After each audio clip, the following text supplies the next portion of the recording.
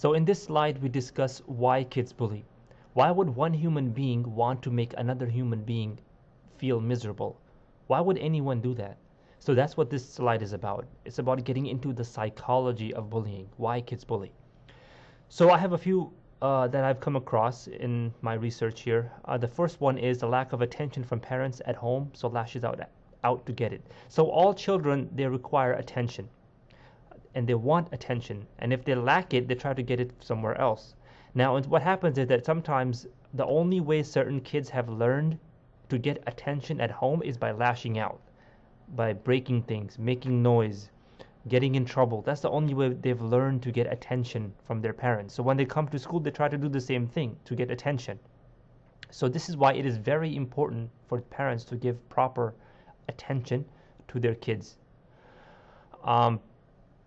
Another reason is unstable home environment. What that means is a child could be suffering from some sort of poverty in the house where he's working 7 or 8 hours a day after school, and from it he or she is stressed out, and because of that they're lashing out at school.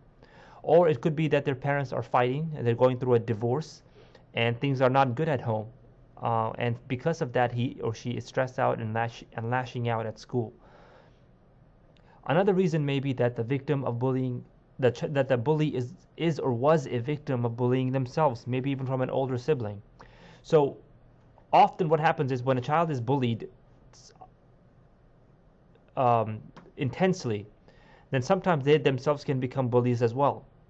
And sometimes the bully is even their older sister or brother. So when they see their older brother bullying them, they go to school and they do the same thing to other kids. Sometimes it's bad role models. So what happens is that, for example, a child may look up to his older or brother and sister. So he or she, the older sibling, may not bully them, but he or she sees them bullying other kids.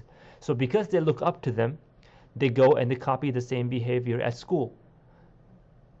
Or sometimes it's their parents that they're copying. Maybe the father is very abusive in the house, or towards his wife, or towards his brothers and sisters, or towards other people.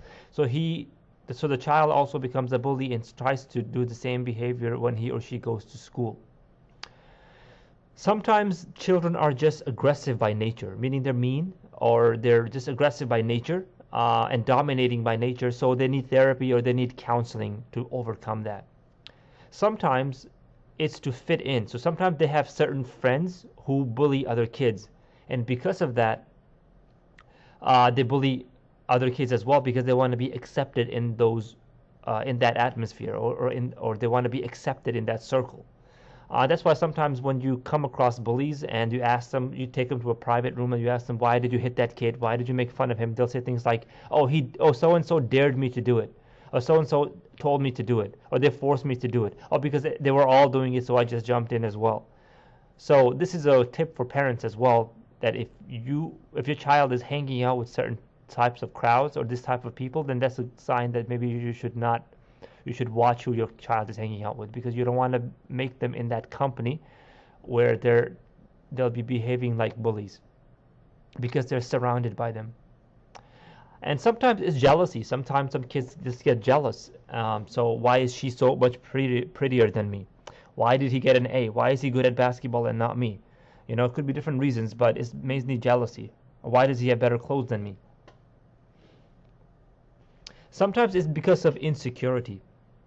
So some kids, they're so insecure about themselves that the only way they feel secure is by bullying other kids. I actually met a kid in one of the anti-bullying conferences that I attended, where he was saying that in elementary school he was so heavily bullied that when he got to middle school he started bullying other kids because of this fear that if he doesn't do it first, they'll do it to him. So because he had this bad experience in elementary school, he tried to get rid of it by doing it first and more aggressive in middle school, so other kids will leave him alone. Sometimes it's because kids view violence positively. What does that mean?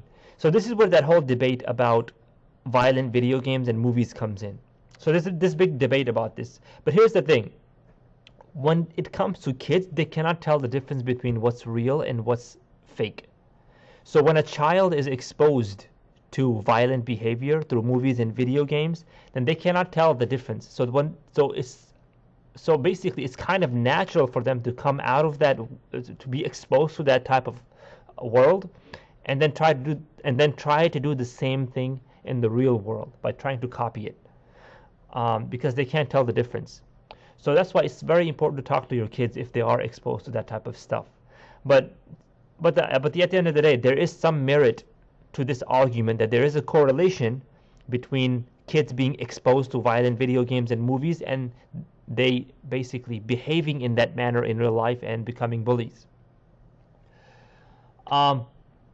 Actually, I remember in my high school when I was a kid, we had certain bullies in our school, and whenever they used to, the way they used to treat other kids was basically what they were exposed to through WCW or WWE. So basically, they were exhibiting that same type of behavior that they were fans of, that they saw in these wrestling shows. So that's something to keep in mind. The last one here I have is have difficulty following rules. So some kids, they just have a difficult time. It may be due to some mental illness or maybe some other factor. Maybe something's going on in the house or whatever it is, or maybe some sort of trauma that they've been through. But the point is that they have difficulty following rules. And in this case as well, they need basically therapy or counseling.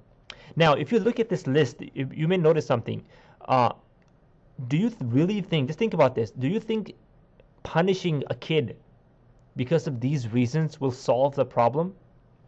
Because, you know, we come across a lot of times this idea of we have zero tolerance in our school for bullies. But research has shown that that does not do anything.